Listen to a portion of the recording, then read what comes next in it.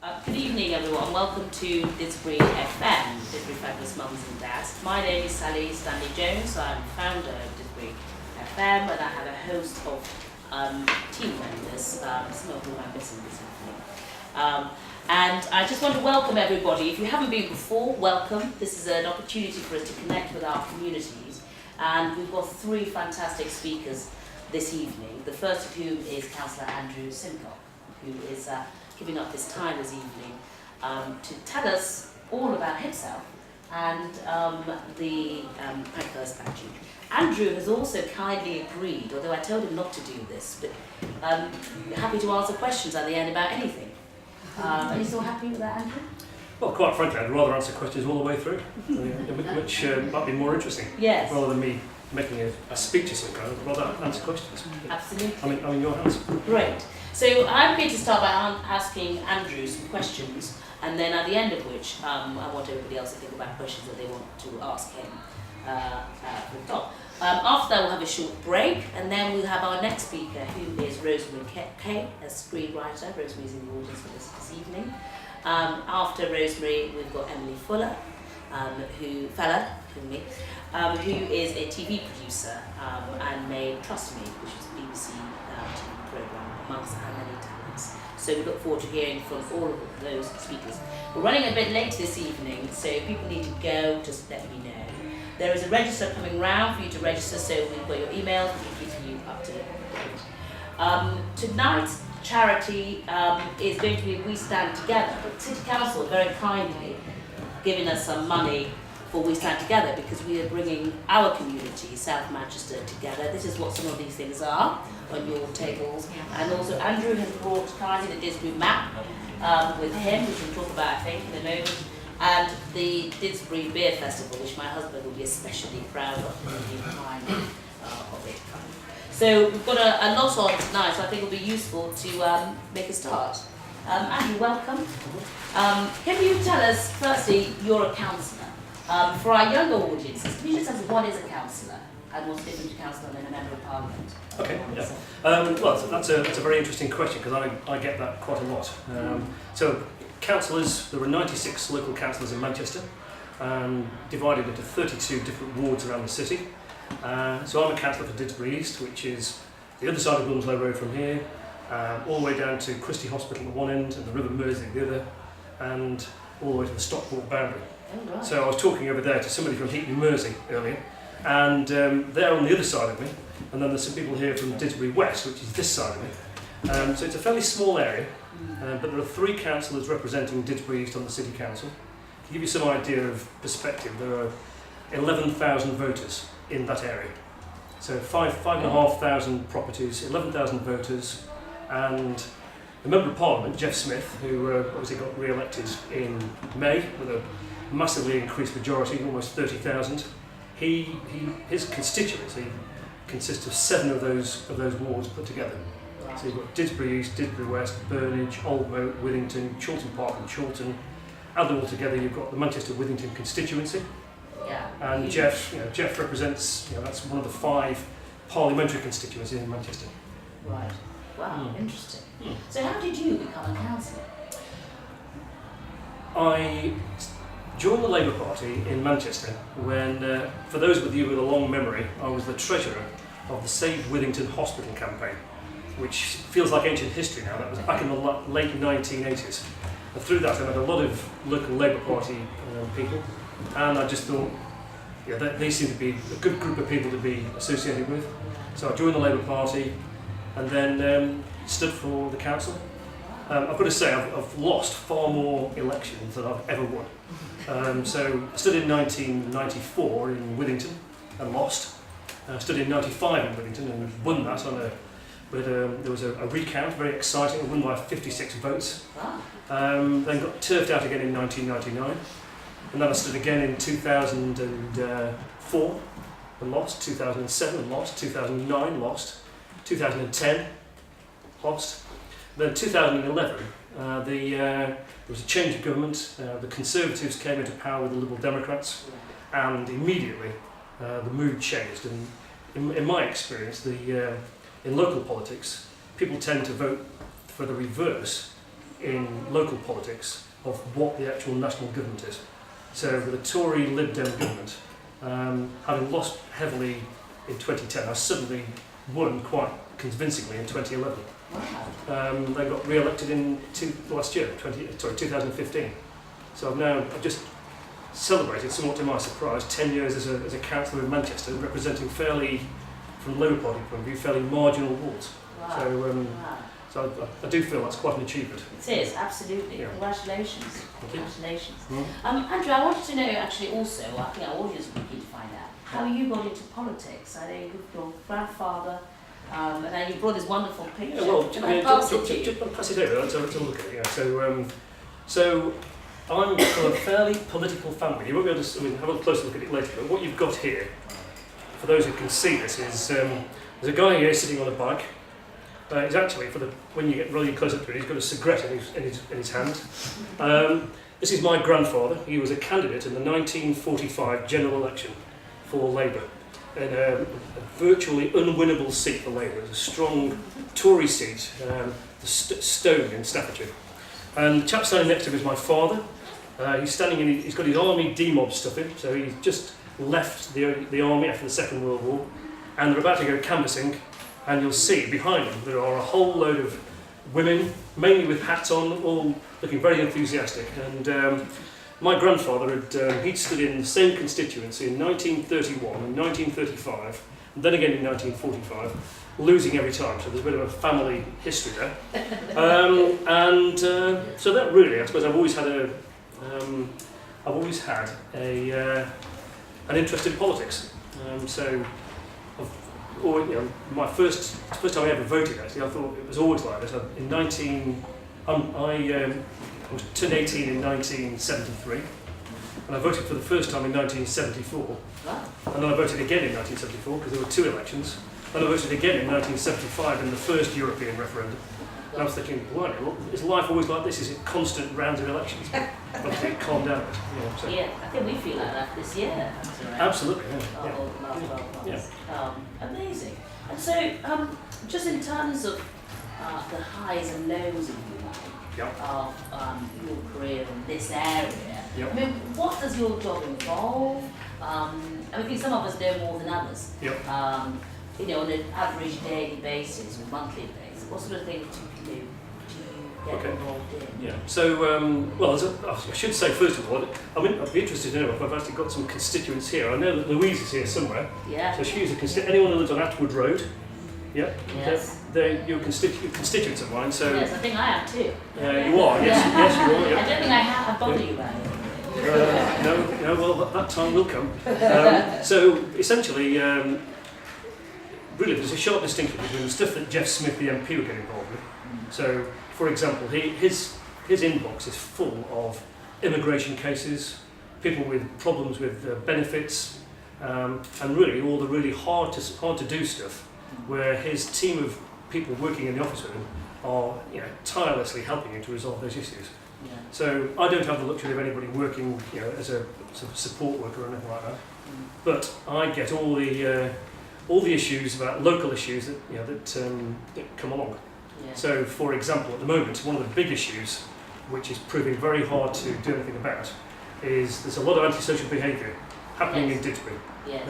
I've been taking photographs of a 14, 15 strong group of young lads between the ages of 13, 15, 16, who are, they're not quite breaking the law, but they are proving to be real nuisance. Yes. It's that fine dividing line between 999 call or a 101 call. They're not doing anything that would justify a 999 call, but they are very troublesome. And lots of reports coming into me and other councillors and MPs. And couple that with the national situation, police numbers are dropping radically. And it's very difficult to get the police to do anything other than prioritise the murders, theft, burglaries, even car crime these days. They tend to, here's your crime number, you've reported it, get onto your insurance. Yeah. So that is a real issue that I think will come to really become a much more significant issue over the next year or two. as police numbers, it becomes apparent that they are way down. Way down. Yeah. Even for this area. Even for, especially for this area. Yeah, I mean, Yeah. it's the same all over Manchester, Yeah. and across the country as well. Yeah. Andrew, I want to just move on and talk about some of the projects that you've been involved in. Yeah. Firstly, you brought this wonderful statue with you. I have. Can I pass it over? Well, you can leave it there actually. Oh, right, it's quite heavy. It is quite heavy. I'll leave it there to talk about it. First of all, thank you very much for inviting me along. I should have said that at the outset. And, you particularly wanted to talk about this project. So, yes. So that is for those of you who've not seen this before, that is this is a word I didn't know up until about 2 or 3 years ago. That's a maquette. It's a model statue. It's 40 centimetres high, and it's in solid bronze. And that was created by a woman called Hazel Reeves, who is a renowned sculptor. She is going to create the design of Emmeline Pankhurst. That's Emmeline standing on a household chair, which was a common suffragette stage. Andrew, can you just pause there? Sorry to interrupt you. We've got young people in the audience. Can you tell us who she was? And people who listen on our podcast and on YouTube. Yeah. Okay, you preempted me. I was going to go on to that. But sorry. So Emmeline Pankhurst was she was a leading suffragette in the early part of the last century, and she was campaigning for votes for women in Britain, and obviously some women got the vote in 1918. So the objective is to unveil that statue on the 14th of December next year, which will be 100 years to the day from when women first voted in a general election in this country. So that's the objective. This campaign, essentially, how this came about was about 3.5 years ago. I was having coffee with a friend of mine in the sculpture hall in the town hall. Yes. I don't know if anybody's familiar with the sculpture hall, but yes. It's a really nice cafe. If you want to go for a nice cup of coffee, very nice. My friend Anne-Marie suddenly looked up, and she looked at all the busts all around the room and said, well, these are all men. Yes. Where are the women? Yeah. And I thought, well, that's a good point. And a bit later on, I was walking around the city centre, and there were 17 statues of individuals in Manchester, 16 are men, Yes. and the only woman is Queen Victoria in Piccadilly Gardens. So I thought if ever I get a chance to do something about that, I will. So that's how this has come about. So we're getting now, the funding is starting to come in. People voted for that design. Yes, I was one. Yep, and so obviously it's been a very popular choice. Yeah. Wow, amazing. And sorry. The other thing I was going to say is that it's led to all sorts of unexpected things that I never thought I'd be doing. So 3 weeks ago, I was doing an interview with a Japanese daily newspaper, because Emmeline Pankhurst is big in Japan. And a Japanese news reporter came all the way from London to interview me, took loads of photographs, and that article will be appearing soon. Wow. And the following day, somebody came to see me. He was an alumni of Manchester High School for Girls, which is where Emmeline Pankhurst sent her daughters, and a woman called Rose Dummer. So Rose Dummer, does anybody recognise that name, or Rosie Dummer? Anybody know who she is? Right, okay, well, she is an extreme cake maker. In a few weeks' time, there will be a television programme on Channel 4 where she accepts the challenge to recreate that cake, that statue, in cake, 4 feet high. And then it's going to be unveiled in front of pupils at Manchester High School for Girls, and they're going to eat it. There we go. Can you come back and bring it? Well, I hope you get some, listen, yeah. That's amazing. Yeah. And I just wanted to ask you about sort of your motivation for that statue. You told us why. I mean, did you have a strong mum? A little feminist mother? I'm just interested from that end, if you like. Well, I did have a strong mother, but I wouldn't necessarily say she was a particular feminist. I think Yes. she was more preoccupied with bringing up 6 children. So that took up a lot of her time. But I can't really claim to be a strong feminist. No. But it did strike me as being unequal. Yes. For every 97 statues of men in this country, there were 3 statues of women. And that, particularly in Manchester, Yeah. where the suffragettes and Pankhursts, so prominent, that just doesn't seem right to me. So yeah, this has been a great opportunity to make a small step towards putting that right. Absolutely. Yeah, I applaud you. Well, something else actually, Andrew, is Kelly Simcock related to you? Kelly Simcock is, she must be related somewhere along the line. Because Is she your sister? there are very few of us, and I'm glad we've got that on tape. Because most people say, is she your daughter, or even worse, is she your granddaughter? So I'm delighted to hear you saying sister. In fact, she was going to come tonight. She was going to bring her new daughter Florence with her, but she's not here. Kelly comes from the Warrington branch of the Simcock family, and I'm from the North Staffordshire branch. And we must be distantly related, but we don't appear to be. But it just has led to an interesting quirk that when she got elected to the council last year, there are now more Simcocks on Manchester City Council than there are Smiths or Jones. Right, that brings us to sort of some of your other projects Yep. that you've been involved in, such as the Didsbury Map, Didsbury Beer Festival. I want to ask you a bit about that in a moment, but Yep. before that, can you tell us a bit about your involvement with Didsbury Park and Didsbury Good Neighbours? Yep. Yep. There, you've actually you started that, didn't you? Were you one of the founders?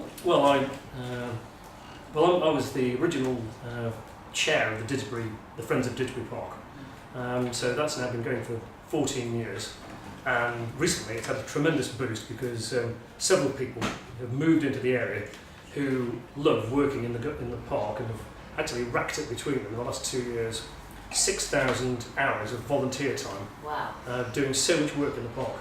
And that is 10 years ago, that would have been work done by council employees. Yeah. But in that time, while they've been doing that volunteering work, the number of council employees has dropped sharply. Yes. Manchester lost, to give you some sense of perspective, Manchester 6 years ago when I became council had 10,000 staff. It's now got 6,000. So it's lost 4,000 staff. And the budget that we're working with is far, far less than it was then. So increasingly, projects like our Manchester and Friends of Didsbury Park and any other volunteering group makes a big difference to Manchester. Yeah. And the Didsbury Park improvement, if I can put it that way, you've been involved in that as well? Well, through that group, yeah. So that the Friends of and the No, interesting. Well, so you're actually a real community, apart from being a councillor, a real community ambassador, if I can put you in that way. Yes, I mean, to me, the two things go hand in hand. So I mean, you mentioned the beer festival. I mean, so the beer festival this year is celebrating its 10th anniversary, and it's at St Cath's, which I know is a school that you're associated with. Yeah. Takes place Got on Rachel Fox in from St Cath's. It takes place in the half term break. It's a real model of efficiency. A massive marquee goes up in the half term break. It comes down again on the Sunday before term starts again. And presumably the children are none the wiser. But this year, what I'm delighted about is that one of the two charities that the beer festival is raising money for, and it's actually raised almost £100,000 in the first 9 years. Wow. for different charities. Is another project that I've become involved in, which is to create a new community wood in Didsbury, which is on Northslow Road. It's about a 1.5 acre site. Currently is basically it's a forgotten piece of land which is going to be tidied up and people can then get access to the tremendous trees on that site. And you mentioned the map. Well, I'm very keen on maps. So I was very pleased that this has gone from strength to strength. It's now an A2 piece of paper with West Didsbury, Fog Lane, and essentially it's Didsbury traders trying to make sure that they get as much profile as possible. So one of my projects every year is to go around every single trader in Didsbury, invite them to come onto the map, and then they either do or they don't, but if they do, then they're on the map. We produce 40,000 copies, goes out across Didsbury and goes to all the travel centres and then people like the Didsbury House Hotel, who are the main sponsors, they send it out to all of their clientele so that they know where to come when they come to the Didsbury House Hotel. Where do we go in Didsbury for a night out? Perfect. Actually, Didsbury House Hotel have donated an afternoon tea for 2 for this week's raffle, so I encourage you all to donate in the pot. That's a nice stopping area there.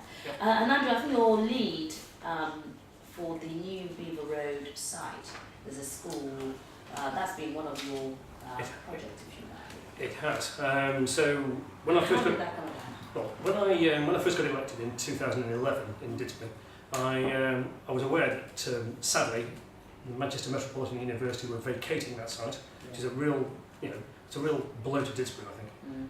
Thousands of students coming through, trade, and not only that, lots of people who then have a fantastic connection with Didsbury. They go on to be teachers elsewhere. That's now been lost, and they're now at the new campus in Hume. So, a site that's then empty, what do we do with it? So, about 2 or 3 months after I got elected, I went to see Sir Howard Bernstein, who was at that point the chief executive of the City Council, and basically he said, Howard, what are we doing with that site? Please can I be kept close to what's going on? And then essentially the developers of the housing on that site, PJ Livesey, they came to see me, so I've worked very closely with them, making sure that all the issues that come about from a major development like that get resolved. But on the other side of the road, where Broomhurst Hall was until recently, that is where the new satellite location for Beaver Road will go. So there'll be another 2-form entry school on that site, all under David Howe, the head teacher's control from Beaver Road. So that will be a 5-form entry school. It's over 1,000 primary school pupils in Didsbury, together with the other 3 primary schools in the ward as well. And do you think that it's necessary? You obviously do, otherwise you wouldn't be supporting it. It is. The number of people they regularly have, I can't remember the precise numbers, but several hundreds of people who apply to Beaver Road who can't get in, and they give their second choices. And even places like Broad Oak Primary School, which until fairly recently had spaces, they've expanded, and I don't think the situation there is quite as bad as it was. So I think there are lots and lots of new families coming into Didsbury with children who are 1, 2, 3 years old who are going to be going through that system, and then the pressure will come onto secondary schools. And obviously there are plans for new secondary schools as well. Absolutely. I think I've asked enough questions. Can we go to our audience and ask if you have questions? If you could raise your hand, just say who you are. Lady at the back with the white top on. Hi, I'm Rachel, formerly of the Friends of the Park. Hi, Andrew. Oh, hi, Rachel. Hi. Hello, how are you? Sorry, I didn't see you there. How are you? I'm good, thanks. How are you? Excellent, good. I love your new hairstyle. Thank you. You mentioned the community wood on Milsay Road. Yes. Where exactly is it? If you were at the Dean Road traffic lights on Wilmslow Road, so Dean Road, Shell Garage, you head out towards Stockport.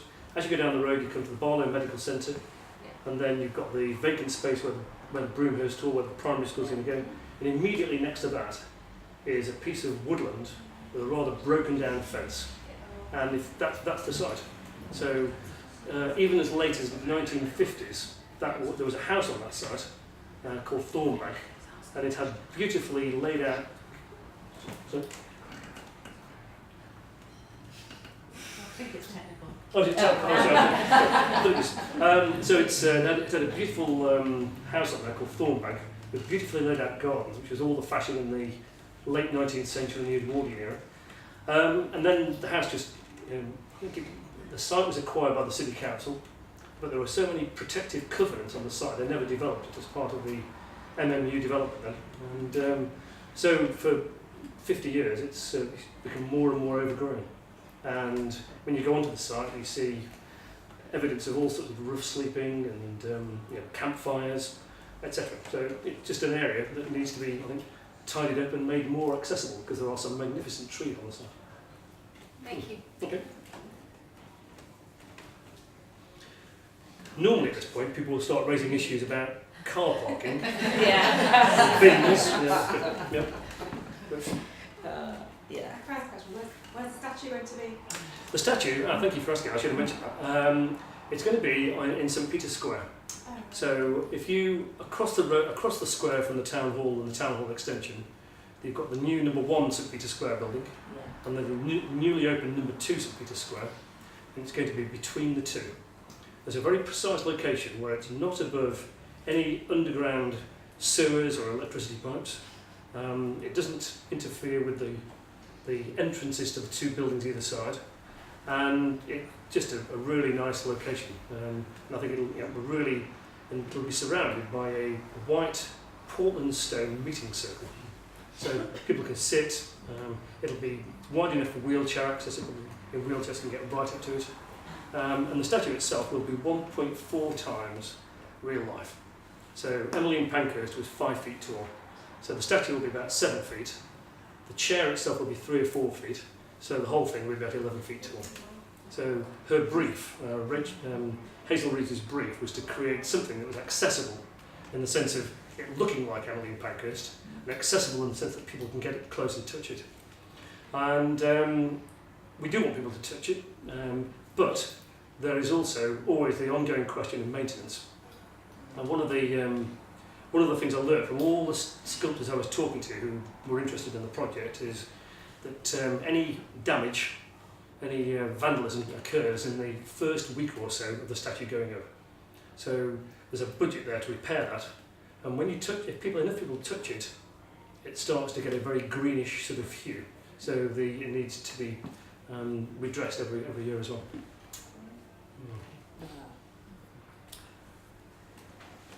There was recently an information meeting about HS2. I didn't get to it. I wonder what the latest news is on HS2.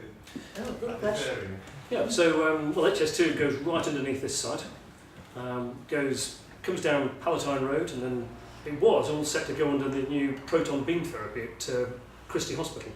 But they've just revised the site slightly because they want to change the entrance to Piccadilly Station.